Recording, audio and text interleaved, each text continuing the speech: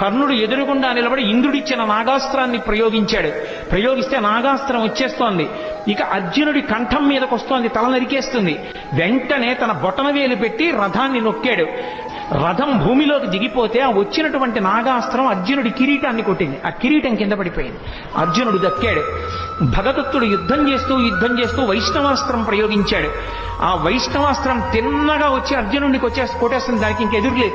అది వచ్చేస్తోంది. కృష్ణ పరమాత్మ అర్జునుడికి ఎదురు నిలబడ్డాడు. నిలబడితే అది వైజయంతి మాలగా పడిపోయింది. అర్జునుడు నింద చేశాడు కృష్ణుణ్ణి.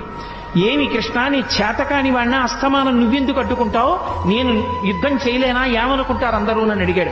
బావా, నీకు తెలియదు, ఒకానొకప్పుడు నేను శ్రీ మహావిష్ణువుగా ఉన్నప్పుడు ఈ భూమినంతటినీ పైకి ఉద్ధరించాను కోర మీద. అప్పుడు భూదేవి నా సంపర్కాన్ని అపేక్షించింది. మా ఇద్దరికీ పుట్టిన కొడుకు నరకాసురుడు. ఆ నరకాసురుడు మళ్ళీ తల్లి చేతిలోనే చనిపోవాలి.